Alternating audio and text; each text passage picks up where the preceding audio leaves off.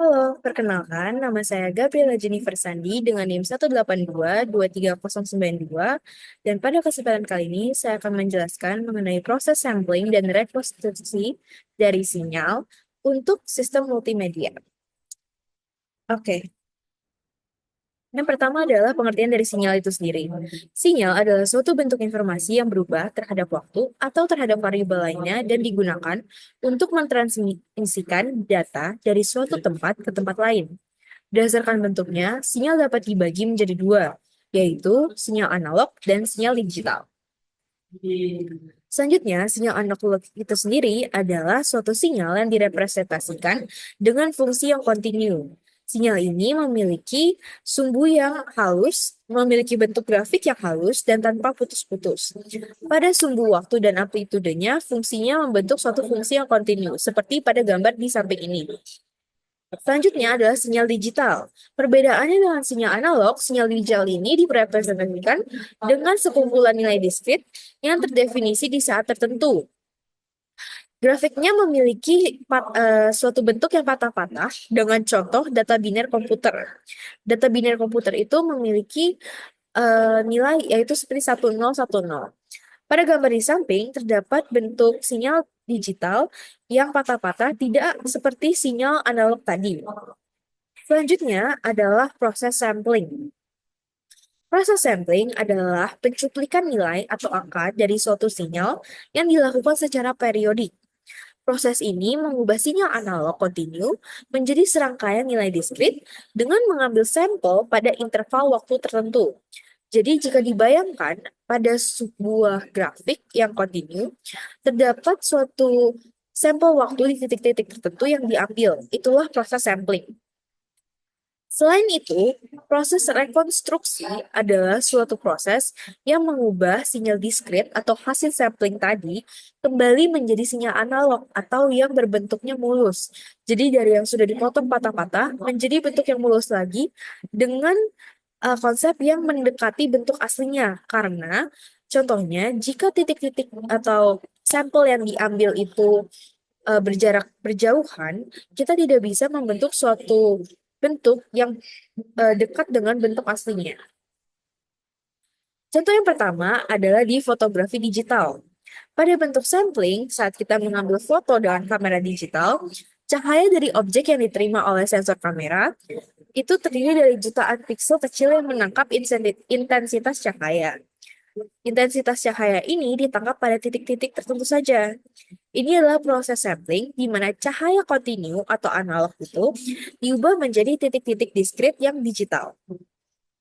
Misalnya, sebuah foto dengan resolusi 1920 dikali 1080 piksel, berarti itu ada 2.073.600 titik sampel yang mewakili gambar aslinya. Jadi dari sebuah gambar ada beribu dan bahkan jutaan titik yang mewakili dari gambar asli tersebut.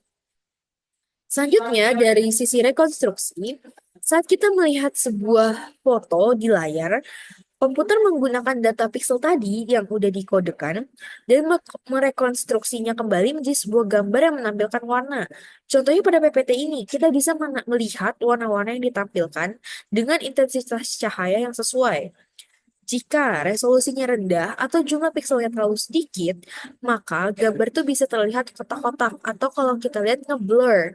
Nah, hal ini disebut sebagai aliasing karena informasinya tuh ada yang hilang dari kotak-kotak tadi sehingga gambarnya itu tidak HD. Selanjutnya adalah pada sistem stop motion seperti video yang ditampilkan. Pada stop motion, animasi atau boneka atau gambar, animator tuh mengambil foto objek dalam posisi-posisi tertentu dan menggerakkannya sedikit demi sedikit. Lalu mereka mengambilkan foto lagi dan lagi dan lagi. Setiap foto ini adalah sampel dari gerakan asli yang harusnya kontinu. Makanya bila kita lihat pada video ini, kita bisa melihat bahwa seakan-akan kertas tersebut gerak, padahal aslinya itu adalah sekumpulan foto-foto yang diambil. Pada tahap rekonstruksi, ketika gambar-gambar ini ditampilkan secara berurutan dengan kecepatan misalnya 24 frame per detik, otak manusia itu melihatnya sebagai sebuah gerakan yang mulus, bukan gerakan yang patah-patah. Jika jumlah frame terlalu sedikit, misalnya hanya 5 frame per detik, maka gerakannya akan terlihat patah-patah atau akan terjadi aliasing temporal, seperti gambar ini. Dia akan terlihat sangat patah-patah. Seperti perlahan ada bagian yang hilang. Oke, selanjutnya adalah analog to digital converter atau ADC. Pada sampling, itu artinya mengambil nilai sinyal analog pada waktu tertentu. Pada quantization, itu artinya mengubah nilai analog menjadi nilai discrete dalam rentang waktu tertentu. Dan pada tahap encoding, itu artinya menerjemahkan nilai discrete menjadi kode biner atau digital. Selanjutnya adalah contoh ADC ini sendiri.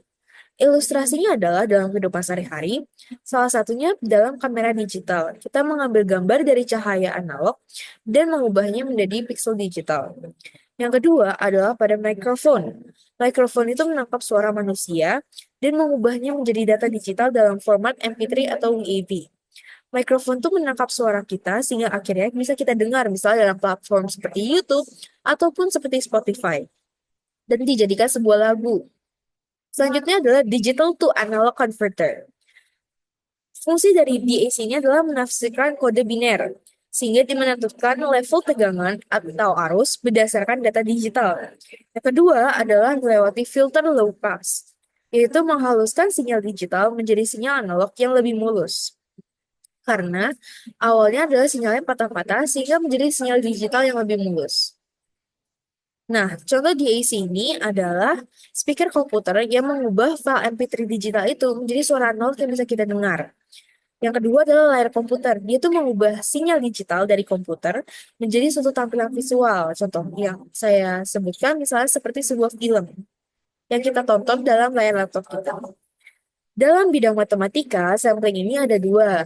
Pertama adalah diskritisasi sinyal dengan nilai xn sama dengan xn t small. XT ini adalah sinyal asli dari analog yang kontinu, sedangkan XN itu adalah sinyal hasil sampling discrete.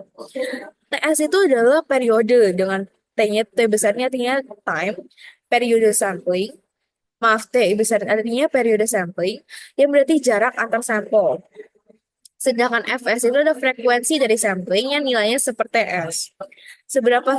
Frekuensi itu adalah seberapa sering sampel diambil per detik. Dan dalam sampling ini terdapat juga satu hukum yang berlaku, yaitu hukum Nyquist-Shannon. Hukum ini menyatakan bahwa agar sinyal asli dapat direkonstruksi dengan sempurna, maka frekuensi harus lebih besar dari dua frekuensi maksimum. Fs adalah frekuensi sampling dan Fmax adalah frekuensi tertinggi sinyal asli.